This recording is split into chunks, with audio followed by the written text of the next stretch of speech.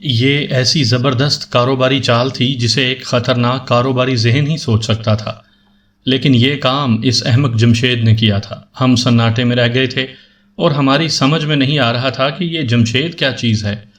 کیا یہ بات تصدق کے علم میں تھی؟ نہیں مسٹر سائم، یہ کام ہم پرسنلی کیا۔ اس سے نقصان میں تھوڑا کمی ہو گیا اور شمشیر کا منافع تقسیم ہو کر کم ہو گیا۔ جمشید نے جواب دیا۔ اب تم ہمیں پاگل کر دو گے جمشید۔ اوہ کیا غلطی ہو گیا؟ جمشید بوکھلا کر بولا۔ یار جمشید، خدا کی قسم کھل جاؤ ورنہ اچھا نہیں ہوگا، طالوت نے کہا۔ کیسے کھل جائے؟ جمشید متحیرانہ انداز میں بولا۔ سائم، اس شخص سے کہو اپنی اصلیت اگل دے ورنہ خدا کی قسم مجھے غصہ آ جائے گا، طالوت پیشانی مسلتے ہوئے بولا۔ میں نے جمشید کی طرف دیکھا، وہ حونکوں کی طرح منہ پھاڑے بیٹھا تھا اور میری سمجھ میں نہیں آ رہا تھا کہ اسے کیسے کھولوں۔ وہ تو کھلا بیٹھا تھا۔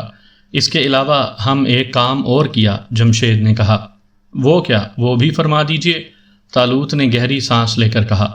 ہم نے شمشیر کے ان ٹھکانوں کا پتہ لگایا جدھر سے وہ مال لیتا ہے۔ ان دنوں وہ مال حاصل کرنے کے لیے دوڑ رہا تھا اور ہم اس کے پیچھے تھا، جمشید نے کہا۔ سبحان اللہ، دیکھا آپ نے؟ طالوت نے میری طرف اشارہ کیا۔ میرا خیال ہے عادل، جمشید کو آج پکڑ کر لے چلیں گے، بند کر لیں گے اور اس وقت تک ان کا پیچھا نہیں چھوڑیں گے جب تک یہ حضرت اپنی اصلیت نہیں اگل دیں گے۔ کیا خیال ہے جمشید؟ میں نے پوچھا اور جمشید چونک پڑا۔ کیا ہوا سائم بھائی، کہاں کھو گئے تھے؟ ایک اور آئیڈیا کھوپڑی میں اتر رہا تھا، جمشید نے مسکراتے ہوئے کہا۔ وہ کیا؟ میں نے دلچسپی سے پوچھا۔ ابھی تھوڑی دن شمشیر کو آرام کرنے دیا جائے، اس کے بعد اسے دوسرا ڈوز دیا جائے۔ وہ کیا پیارے جمشید؟ میں نے اسے غور سے دیکھتے ہوئے کہا۔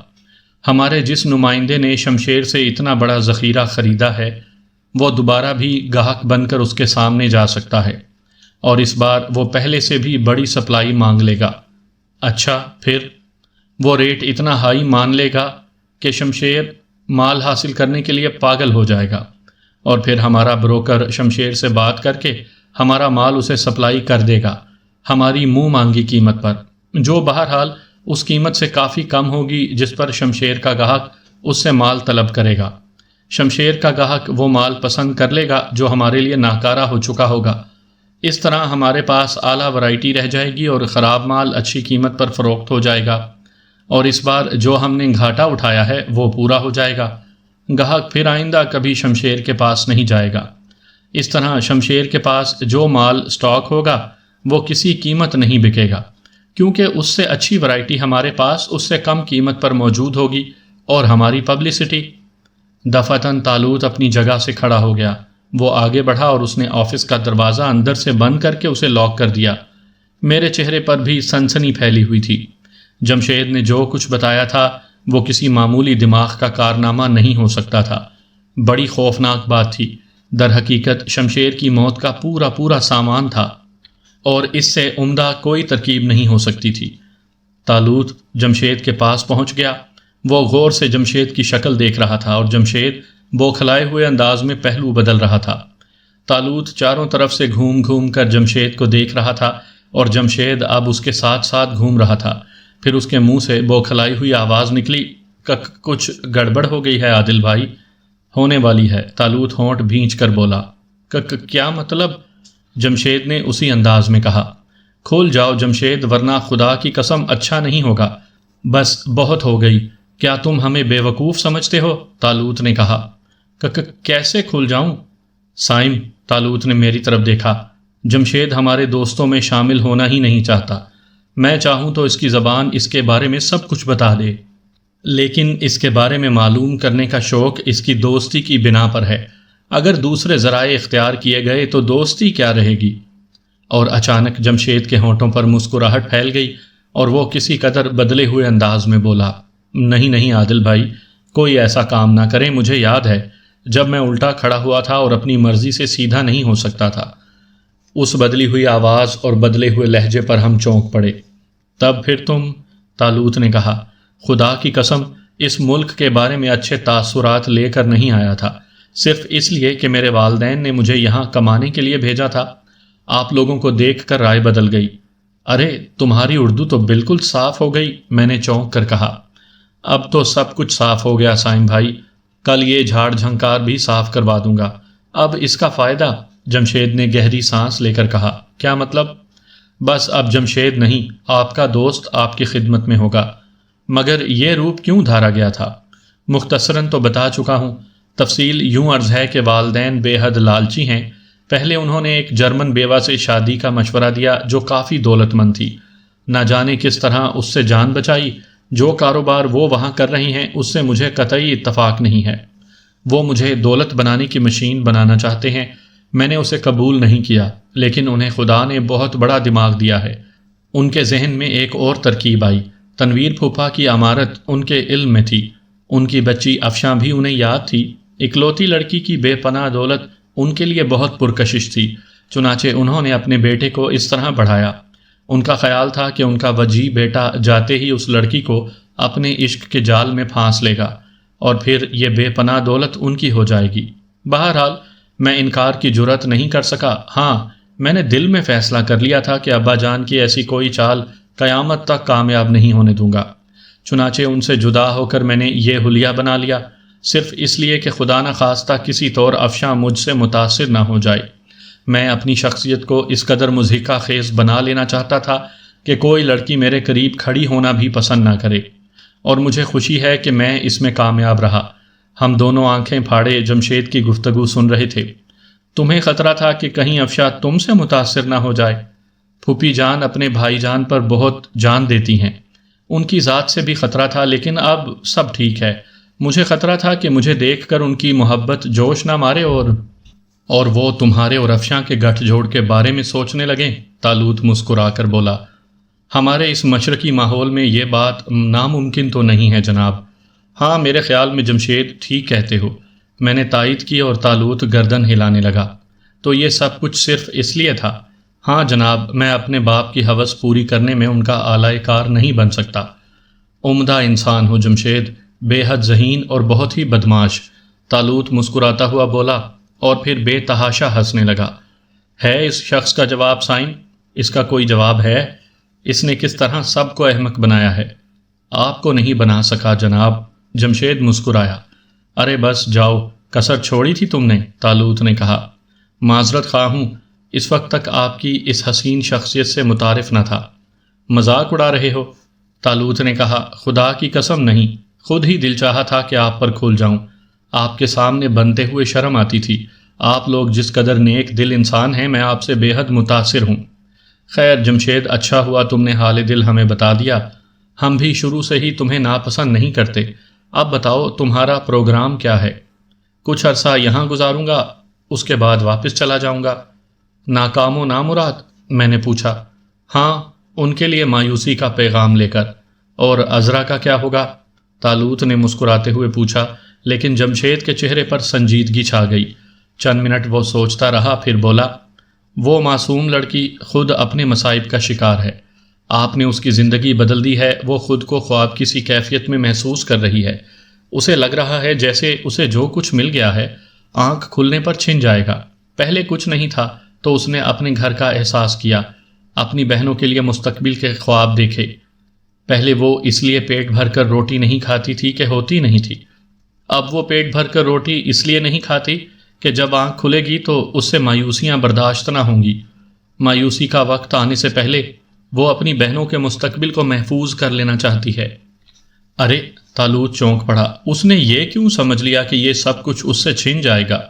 میں نے اسے سمجھانے کی کوشش کی ہے، لیکن آپ اس کی ذہنی کیفیت کا اندازہ نہیں لگا سکتے سائم بھائی۔ وہ سحر زدہ ہے، خوف زدہ ہے، اور یہ خوف بڑی مشکل سے اس کے ذہن سے نکلے گا۔ نکل جائے گا، طالوت نے کہا، اور پھر چونک کر بولا، لیکن اپنی کہو۔ اپنی کیا کہوں؟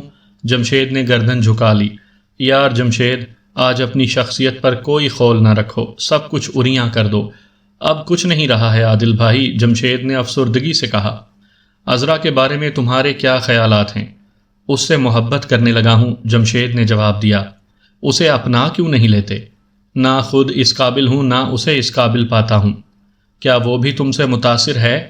ہاں، اعتراف کر چکی ہے۔ ابے جمشید بھائی، تم تو بہت استاد نکلے، مگر فکر مند کیوں ہوتے ہو میری جان؟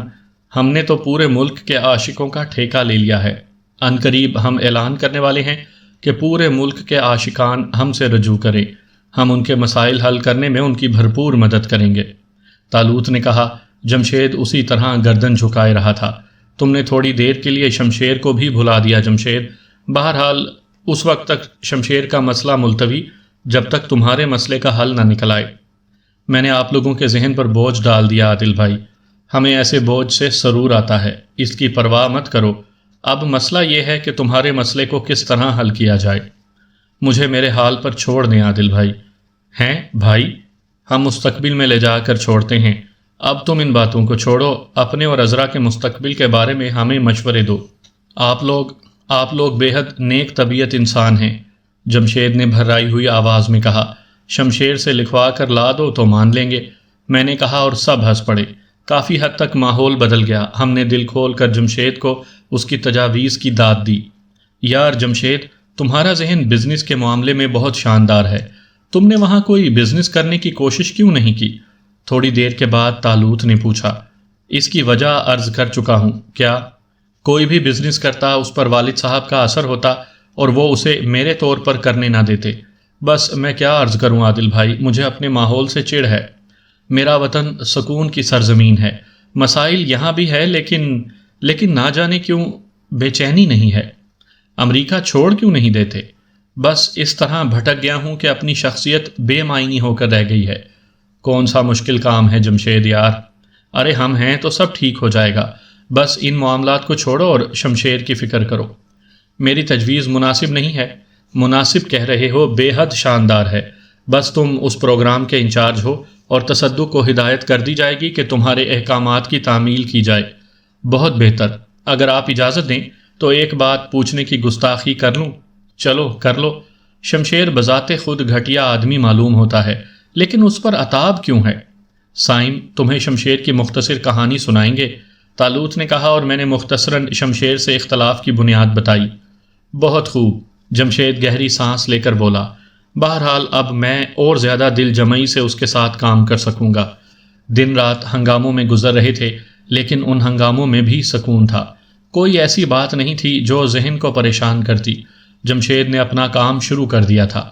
پھر ایک دن تقریباً 11 بجے جب میں اور طالوت کارپیٹ سینٹر پہنچے تو اپنے آفس میں ایک خوبصورت نوجوان کو بیٹھے دیکھ کر ہم چونک پڑے۔ نوجوان جس بے تکلفی سے بیٹھا تھا وہ تعجب خیز تھی۔ اس کے بدن پر خوبصورت سوٹ تھا جسے نہایت سلیقے سے پہنا گیا تھا۔ بال گھنگریالے اور سلیقے سے سنورے ہوئے تھے۔ نہ جانے کیوں اس کے چہرے پر ایک جانی پہچانی سی کیفیت محسوس ہوئی تھی۔ غالباً اس کی آنکھوں اور ہونٹوں کی بناوٹ شناسا لگتی تھی۔ ہمیں دیکھ کر وہ کھڑا ہو گیا۔ جی فرمائیے، طالوت نے کہا، اور نوجوان مسکرا پڑا، اور اس کی یہ مسکراہٹ ہم دونوں ہی چونک پڑے۔ میں نے چہرے کا جنگل صاف کروا دیا ہے، اس نے کہا، اور اس کی آواز سن کر ہم دونوں اچھل پڑے۔ وہ تو جمشید تھا۔ جمشید، یہ تم ہو؟ جی، میں نے عرض کیا تھا نا کہ اب یہ جھاڑیاں بھی کٹوا دوں گا، مقصد پورا ہو گیا۔ یار تیری تو شخصیت ہی بدل گئی ہے، دیکھو سائم، خاصا خوبصورت بچہ ہے۔ طالوت خوش ہوتے ہوئے بولا۔ جمشید ہنسنے لگا تھا۔ تصدق نے تمہیں پہچان لیا؟ میں نے پوچھا۔ بڑی مشکل سے یقین دلا سکا ہوں، جمشید مسکرایا۔ اور عذرا نے؟ جی نہیں، اس نے سرسری نگاہ سے مجھے دیکھا اور پھر اپنے کام میں مصروف ہو گئی۔ ہم خود نہیں پہچانے تھے۔ بہرحال مزہ آ گیا۔ اب تنویر صاحب کے ہاں بھی چلیں گے، وہاں بھی لطف آ جائے گا۔ ارے ہاں، عذرا کو بلاؤ، طالوت نے کہا، اور میں نے ملازم کو بلانے کے لیے گھنٹی بجا دی۔ پھر عذرا کو طلب کر لیا اور عذرا مسکراتی ہوئی اندر آ گئی۔ اس نے ہم لوگوں کو سلام کیا اور ہم نے جواب دیا۔ بیٹھو عذرا، ان سے ملو، یہ ہمارے نئے بزنس مینیجر ہیں۔ جی؟ عذرا نے جمشید کی طرف دیکھ کر گردن ہلائی۔ یوں سمجھو داڑھی کٹوا کر سٹاف میں شامل ہو گئے ہیں، ویسے ان کا نام جمشید ہے، طالوت نے کہا، اور عذرا کے چہرے پر حیرت پھیل گئی، پھر تعجب، اور پھر وہ ہنس پڑی۔ پہلی بار وہ اس قدر کھل کر ہنسی تھی۔ ارے یہ تو واقعی جمشید صاحب ہیں، کمال ہے، وہ بے ساختہ بولی، اور پھر جیسے خود پر کنٹرول کرنے کی کوشش کرنے لگی، پھر وہ زبردستی سنجیدہ ہو گئی۔ اوہو جمشید، دیکھو شاید عذرا کو تمہاری داڑھی کا افسوس ہو رہا ہے، وہ کس قدر سنجیدہ ہو گئی ہے۔ نہیں، ہرگز نہیں، عذرا جلدی سے بولی۔ بغیر داڑھی کے یہ زیادہ اچھے لگ رہے ہیں نا؟ طالوت جلدی سے بولا۔ ہاں یقیناً، عذرا بوکھلائے ہوئے لہجے میں بولی۔ جمشید، عذرا کا شکریہ ادا کرو۔ شکریہ مس عذرا، جمشید نے مسکرا کر کہا، اور عذرا کسی حد تک نروس ہو گئی۔ پھر خاموشی چھا گئی، لیکن ہم لوگ رہ رہ کر جمشید کی شکل دیکھ رہے تھے۔ جمشید نے یہ سوٹ بھی نیا سلوایا تھا، عمدہ لباس اس پر خوب جچ رہا تھا، اور در حقیقت اس کی شخصیت شاندار نظر آ رہی تھی۔ بہرحال خوب رہے جمشید، لیکن بھائی آج عذرا سے کچھ گفتگو کرنا تھی۔ عذرا، کچھ نجی قسم کی گفتگو کرنے کی اجازت دو گی؟ طالوت نے کہا۔ جی نجی؟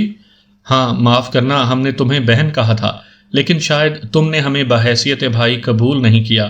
اس کا افسوس رہے گا۔ کیوں سائم؟ طالوت نے میری طرف دیکھا۔ ہو سکتا ہے ہم اس قابل ہی نہ ہوں، میں نے کہا۔ سائم صاحب، عذرا تڑپ کر بولی۔ دیکھا سائم صاحب کہا ہے، سائم بھائی نہیں کہا۔ سن لیا تم نے سائم؟ اب کسی غلط فہمی میں نہ رہنا۔ آئینہ کبھی دیکھتے نہیں اور ہر لڑکی کو بہن بنانے پر تل جاتے ہو۔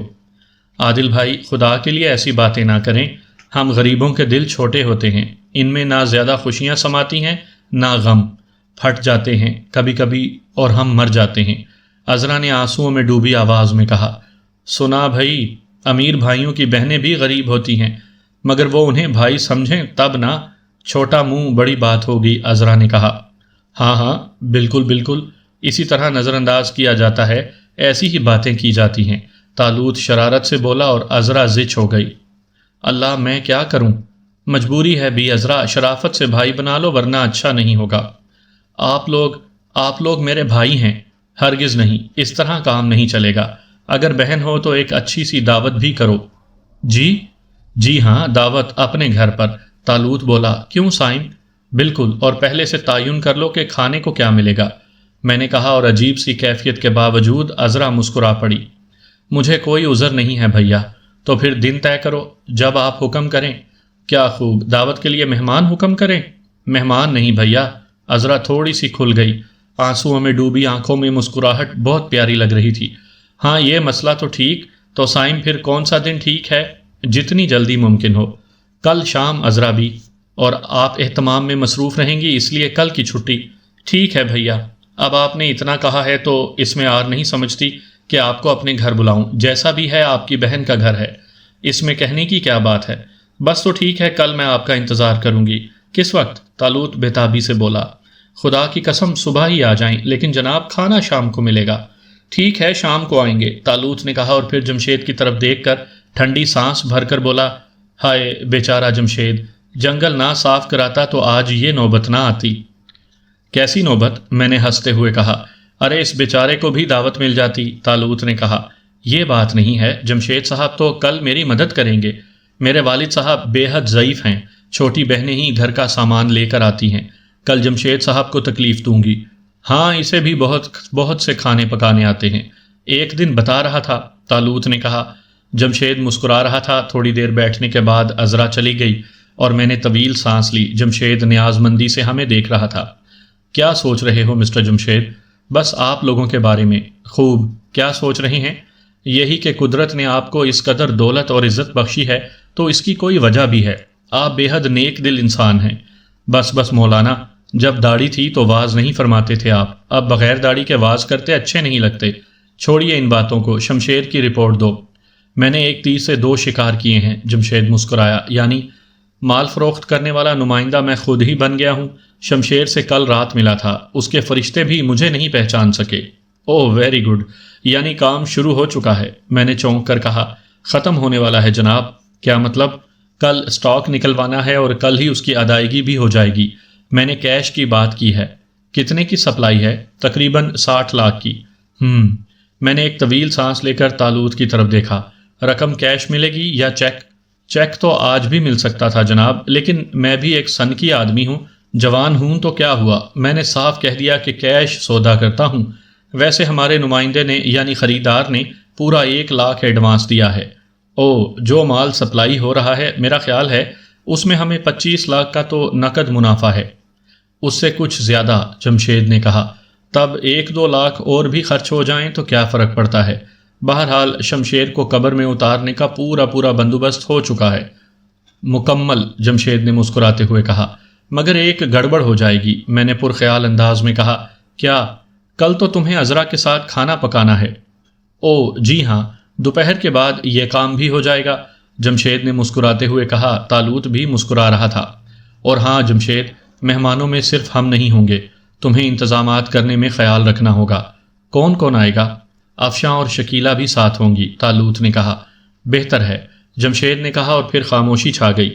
شام کو پہلے ہم نے تنویر صاحب کی کوٹھی کا رخ کیا تھا، جمشید ہمارے ساتھ تھا۔ کوٹھی میں داخل ہوئے تو چائے کا وقت تھا اور ہم نے سیدھے لان کا رخ کیا جہاں چائے کے لیے اجتماع ہو چکا تھا۔ ہماری کاریں دیکھ کر سب خوش ہو گئے۔ ہمارے علم میں نہیں تھا، لیکن تنویر صاحب کے ہاں نواب جلال الدین اور سیمی وغیرہ بھی آ گئے تھے۔ یہ اور دلچسپ بات ہوئی تھی۔ نواب جلال الدین، تنویر صاحب اور دیگر تمام لوگوں نے ہمارا استقبال کیا تھا۔ خدا کی قسم تمہاری عمریں بے حد دراز ہیں۔ جلال بھائی سے میں یہی کہہ رہا تھا کہ اگر تم دونوں کو بھی فون کر دیا جاتا کہ چائے یہیں پئیں تو اچھا ہے۔ چائے اسی لیے رکوا دی گئی تھی کہ احسان تمہیں فون کر دیں۔ وہ فون کرنے اندر گئے ہیں، تنویر صاحب نے کہا۔ چلیے، آپ نے یاد کیا، ہم حاضر ہو گئے، میں نے کہا۔ خوش آمدید، اور آپ کی تعریف؟ تنویر صاحب نے کہا۔ ہمارے بزنس مینیجر اور آئندہ غیر ممالک میں ہمارے نمائندے مسٹر۔ طالوت رک گیا۔ نواب جلال الدین بڑے غور سے جمشید کی شکل دیکھ رہے تھے۔ کیوں، نام نہیں بتایا ان کا؟ تنویر صاحب نے کہا۔ میں نے سوچا نام آپ میں سے کوئی بتا دے گا، طالوت مسکرا کر بولا۔ او، میں بتاؤں؟ نواب جلال الدین عجیب سے لہجے میں بولے۔ جی، میں نے سوالیہ انداز میں انہیں دیکھا۔ غالباً جمشید، نواب صاحب بولے۔ جی نہیں، صرف جمشید، میں نے کہا اور بڑی ماں آگے بڑھائیں۔ اپنا جمشید؟ جی بڑی اماں، آپ کا جمشید۔ اور بڑی ماں جمشید کو غور سے دیکھنے لگیں، پھر ان کی آنکھیں نم ہو گئیں۔ انہوں نے جمشید کے سر پر ہاتھ رکھ دیا۔ اب تو انسان لگ رہا ہے۔ اور پھر خوب ہنگامہ ہوا۔ جمشید دیکھنے کی چیز تھا جسے بار بار دیکھا جا رہا تھا، یہاں تک کہ بوا نے بھی خوب فکرے کسے کہنے لگیں، ابھی لگتا ہے جیسے مولی پتوں کی آڑ سے نکل آئی ہو، کیسی چندہ کی سی شکل ہے، موئی جھاڑیوں میں چھپی ہوئی تھی۔ خوب کہے لگے، خوب تبصرے ہوئے۔ پرخلوص تبصرہ نواب صاحب نے کیا۔ انہوں نے تنویر صاحب سے کہا، تنویر، شاید تم میری بات پر یقین نہ کرو، لیکن جب میں نے جمشید کو ان لوگوں کی توجہ کا مرکز پایا تھا تو سوچ رہا تھا کہ اس کی تقدیر بہت اچھی ہے اور بالآخر اسے فیض ملے گا۔ خدا کی قسم یہ میرے خیال کی تصدیق ہے۔ تم سوچو، صحبت صالح بھی تقدیر سے ملتی ہے۔ واقعی اس کی تو شخصیت ہی قطعی بدل گئی، تنویر صاحب بولے۔ ذہن بھی بدل گیا ہوگا، اور اگر کوئی کسر رہ گئی ہے تو وہ بھی پوری ہو جائے گی۔ بہرحال جمشید پر خوب تبصرے ہوئے۔ پھر چائے کے بعد ہم نے واپسی کی اجازت چاہی تو با اصرار روک لیا گیا اور رات کے کھانے کے بعد جانے کے لیے کہا گیا۔ کوئی خاص مصروفیت تو تھی نہیں، رک گئے اور تفریحات میں وقت گزرنے لگا۔ بالآخر موقع پا کر میں نے افشاں کو تنہائی میں جا لیا۔ کیسے مزاج ہیں؟ نوازش، دعائیں؟ وہ مسکراتے ہوئے بولی۔ ہاں، ہماری دعائیں سب تمہیں لگتی ہیں، ہمیں نہیں۔ کیوں؟ بس زبان گھس گئی ہے تمہیں مانگتے ہوئے، نہ جانے کیوں دعا قبول نہیں ہو رہی۔ دعا کے ساتھ دوا بھی ضروری ہوتی ہے، افشاں نے شرمائے ہوئے انداز میں کہا، اور پھر اس کے علاوہ وہ کچھ نہ بول سکی۔ میں نے بہت سی باتیں کی لیکن اس سے کوئی جواب ہی نہیں بن پڑا۔ اچھا افشاں، ایک ضروری اطلاع ہے۔ جی، وہ آہستہ سے بولی۔ کل آپ دفتر تشریف لے آئیں، حاضر ہو جاؤں گی۔ کس وقت؟ جب آپ حکم دیں۔ تو آپ کو حکم دیا جاتا ہے کہ کل ٹھیک 4 بجے دفتر پہنچ جائیں، اور اگر گھر میں کہنا ہو تو رات کے وقت تک کہیں۔ رات کے 9 بجے تک آپ کو یقیناً واپس پہنچا دیا جائے گا۔ تعمیل ہوگی، افشاں نے کہا۔ شکریہ، لیکن تم نے یہ نہیں پوچھا کہ کیوں، کیا کرنا ہے، کہاں جانا ہے؟ ہرگز نہیں پوچھوں گی، افشاں نے کہا۔ کیوں؟ بس نہیں پوچھوں گی، خود شرمندہ نہیں ہو جاؤں گی؟ آپ حکم دے رہے ہیں، اس کے بعد پوچھنے کی کیا گنجائش ہے؟ بس ٹھیک ہے، جو آپ کا حکم۔ میں تمہارے خلوص، تمہارے یقین کا تمہیں کوئی صلہ نہیں دے سکتا افشاں، میں نے اچانک سنجیدہ ہو کر کہا۔ در حقیقت اس کے اس بے پناہ اعتماد پر میرا دل بھر آیا تھا۔ دے سکتے ہیں، افشاں کے انداز میں شرافت ابھر آئی۔ کس طرح؟ اپنا بھرپور اعتماد دے کر اس نے جواب دیا۔ خدا کی قسم افشاں، میں مجھ سے جملہ پورا نہ ہو سکا۔ مجھے یقین ہے سائم صاحب، افشاں نے میرا ہاتھ پکڑتے ہوئے کہا۔ آئیے بیٹھیں، اور ہم باغ کے ایک گوشے میں بیٹھ گئے۔ آپ ایسے کیوں ہو گئے؟ افشاں نے پوچھا۔ بس اب ٹھیک ہوں، خدا کا شکر ہے، افشاں نے کہا۔ میں تھوڑی دیر تک خود کو سنبھالتا رہا، پھر بولا، تم نے عذرا کو دیکھا ہے افشاں؟ عذرا کون؟ میرا خیال ہے میں نے اس کے بارے میں بتایا تھا، ملاقات بھی کرائی تھی، وہ لڑکی جو میری پرسنل اسسٹنٹ ہے۔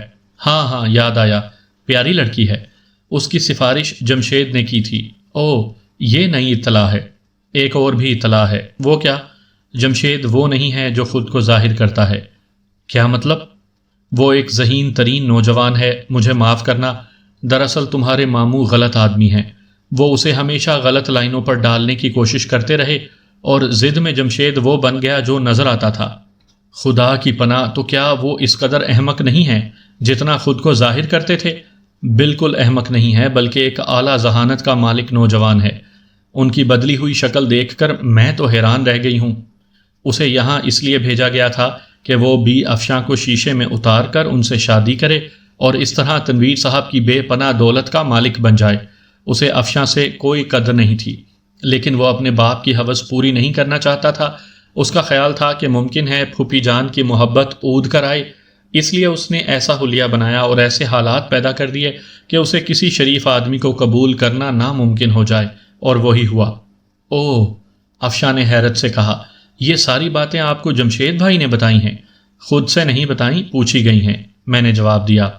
تب تو وہ اچھے انسان ہیں، میرے دل میں ان کی عزت بڑھ گئی۔ افشاں نے کہا، ہاں افشاں، واقعی وہ عمدہ انسان ہے۔ خیر، تو بات ان عذرا بی کی ہو رہی تھی۔ ہاں، جمشید میں اور ان میں کچھ گڑبڑ پائی جاتی ہے۔ ایمان سے؟ افشاں بڑے پیارے انداز میں بولی۔ ہاں، مجھے یقین ہے۔ اوہ، میں نے غور سے اس بیچاری لڑکی کو دیکھا ہی نہیں، اب دیکھوں گی۔ لیکن سائن صاحب، اگر ایسی کوئی بات ہے بھی تو میرا خیال ہے یہ بیل مشکل سے منڈھے چڑھے گی۔ کیوں؟ ماموں جان کا لالچ؟ وہ بیچاری ملازم پیشہ لڑکی ہے، تھی، اب نہیں ہے۔ کیا مطلب؟ اب وہ دو بھائیوں کی بہن ہے، ایک کا نام سائم ہے اور دوسرے کا عادل، اور یہ دونوں کافی مالدار ہیں، میں نے کہا، اور افشاں عقیدت سے مجھے دیکھنے لگی، پھر متاثر لہجے میں بولی، ہاں، خدا کا احسان ہے، وہ بے حد مالدار ہیں، قدرت نے انہیں وسیع دلوں کی دولت سے نوازا ہے۔ سچ مجھے تو بہت خوشی ہو رہی ہے، دوہری خوشی سمجھ لیں۔ اول تو یہ کہ جمشید بھائی بہرحال میرے ماموزاد بھائی ہیں، تھوڑی سی محبت تو مجھے ان سے اس حیثیت سے تھی، ان کی شخصیت میں کوئی دلکشی نہیں تھی، اس لیے زیادہ نہ چاہ سکی، لیکن اب ان کی شخصیت بھی بدل گئی ہے اور ان کی ذہنی کیفیت بھی سامنے آ گئی ہے۔ بہرحال آخری بات یہ کہ کل میں نے تمہیں جس کے لیے بلایا ہے وہ سن لو۔ عذرا کے یہاں ہماری دعوت ہے، چنانچہ میں، عادل، شکیلہ اور تم چلیں گے۔ اوہ ضرور، اور جمشید بھائی؟ سمجھا کرو، وہ تو میزبانوں میں شمار ہوتے ہیں۔ ارے اوہ، افشاں ہنس پڑی، تو نوبت یہاں تک پہنچ گئی ہے، ابھی تو بہت آگے پہنچے گی، میں نے مسکراتے ہوئے کہا۔ بہرحال دوسرے دن مقررہ وقت پر ہم چل پڑے۔